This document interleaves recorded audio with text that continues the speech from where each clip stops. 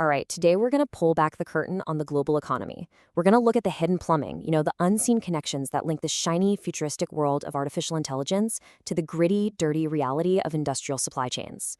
It's a story about some really surprising dependencies that, well, keep our modern world from falling apart. So let's just dive right in with the big question. I mean, think about it. How on earth do you connect the high-stakes, multi-million-dollar deals of a famous tech CEO with a sudden global shortage of a basic, boring industrial chemical? The answer, it turns out, shows us just how fragile our interconnected world really is. So let's start somewhere you probably know pretty well, the AI gold rush. It's a world of brilliant code, unbelievable amounts of money, and some very, very powerful people.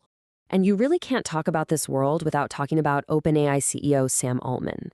As this quote suggests, he can be a tricky guy to figure out, especially when it comes to his own personal investments and how they sometimes, well, blur the lines with his job leading one of the most important companies on the planet.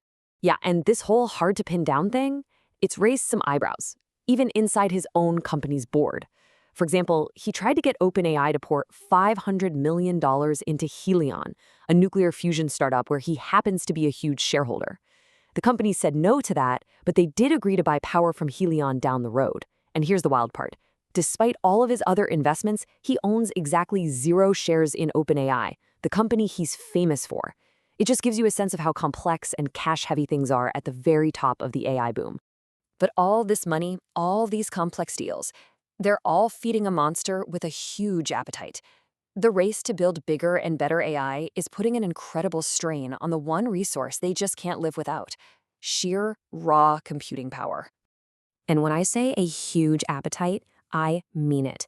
That need for computing power, it translates directly into a need for actual power. Just look at this number, $1.4 trillion. That's not some company's valuation. That's how much U.S. utilities are planning to spend in the next 5 years. And a big chunk of that is just to build out the grid to handle all the new AI data centers. The digital world has some very real and very expensive physical needs. Okay, so now we're going to pivot hard.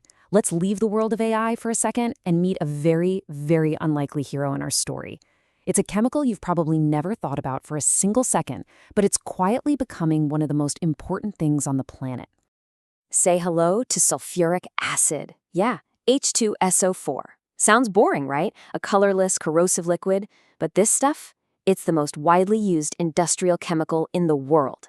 It's a fundamental building block for, well, almost everything. And if you think I'm exaggerating, just listen to mining magnate Robert Friedland. He says, soon everyone will know H2SO4. Now, that's not just a sales pitch, folks. That's a signal that something huge is shifting under the surface of the global economy, and this simple chemical is right at the heart of it. And here's where it gets really weird. There's this massive paradox at play. On one hand, sulfuric acid is basically a byproduct of the old-school fossil fuel world. It comes from sulfur that's stripped out of oil and gas. But on the other hand, you absolutely need it for the new green economy. It's essential for making EV batteries and for cleaning the very semiconductors that power our digital world. So you've got this critical chemical, right? It's bridging the old world and the new. But what happens when the supply chain for that chemical just breaks? Well, a geopolitical crisis in the Middle East is doing exactly that, and it's pushing this little-known supply chain to the absolute brink. And you want to see what on the brink looks like in dollars and cents? Check this out. Companies were expecting to pay around $150 a ton for this stuff. But recently, a sale went through for $500. And if you need it right now on what's called the spot market, we're talking an insane $800 a ton. This isn't a price hike. It is a price explosion happening in real time. So why the crazy price jump? What's going on? This chart tells you everything you need to know. It all comes down to one single choke point. A mind-blowing 50%, that's half, of all the world's sulfur exports have to pass through one narrow shipping lane, the Strait of Hormuz. When that gets jammed up, the entire system just seizes. And we are not talking about a small problem here. Robert Friedland puts it bluntly. He says he's never seen a potential supply disruption on this scale in his lifetime. We are literally in uncharted territory for a chemical that our entire industrial base leans on. And just when you thought it couldn't get any crazier, it did. On top of all the shipping chaos, Beijing just decided to suspend its own exports of sulfuric acid. China is a huge player, so them pulling their supply off the global market, it just squeezes everybody else that much more. Okay, so here it is. This is the moment we connect all the dots. How does a crisis involving some industrial chemical from an oil refinery slam right into that AI gold rush we started with? Well, here's why it's so critical. You need sulfuric acid to make fertilizer to, grow food for billions of people. You need it to process metals for electric vehicle batteries. And here's the kicker for our story. You absolutely need it to clean the semiconductor chips that are literally the brains of the AI revolution.